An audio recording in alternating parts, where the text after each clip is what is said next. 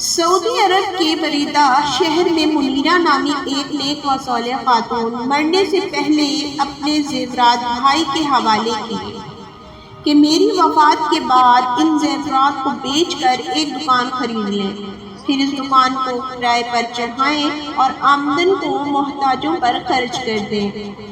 بہن کی وفات کے بعد بھائی نے وصیت پر عمل کرتے ہوئے ان کے زیورات بیچ کر بہن کے نام پر 12 ریال میں ایک دکان خرید لی۔ اس زمانے میں 12 سال کی بڑی ویلیو تھی اور اسے کرائے پر چڑھا دیا اور کرائے کی رقم سے محتاجوں کے لیے کھانے پینے کی اشیاء خرید کر دی جاتی رہی۔ یہ سلسلہ پورے 100 سال جاری رہا۔ 100 سال بعد دکان کی ماہانہ کرایہ 15,000 ریال تک پہنچ چکی تھی اور اس رقم سے ضرورت مندوں کے لیے اچھی خاصی چیزیں خرید کر دی جاتی تھیں۔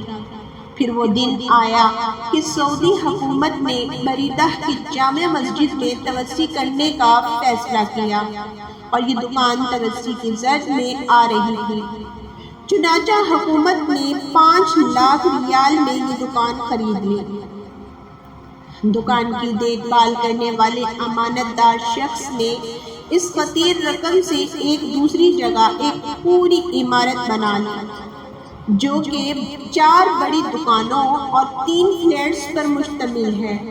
ان دکانوں اور فلیٹس سے اب ماہانہ لاکھوں ریال کرایہ آتا ہے اور یہ کرایہ اللہ کی راہ میں خرچ کیا جاتا ہے۔ 150 سال پہلے اس نیک خاتون نے 12 ریال اللہ کی راہ میں صدقہ جاریہ کے طور پر پیش کیا تھا۔ آج وہ 12 ریال لاکھوں ریال میں تبدیل ہو گئے ہیں۔ اس دوران جو اجر مرحومہ کو ملتا رہا ہوگا اس کا حساب کتاب تو اللہ تعالیٰ کو ہی معلوم ہوگا۔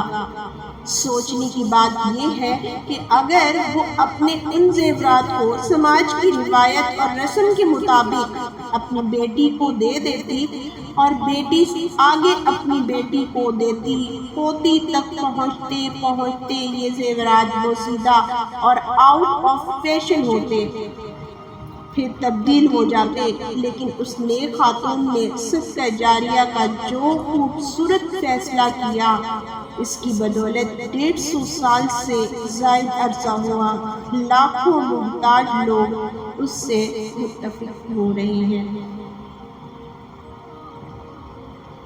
اللہ تعالیٰ کی راہ میں پیش کیے ہوئے صدقے کو حقیر اور کمتر نہ سمجھیں۔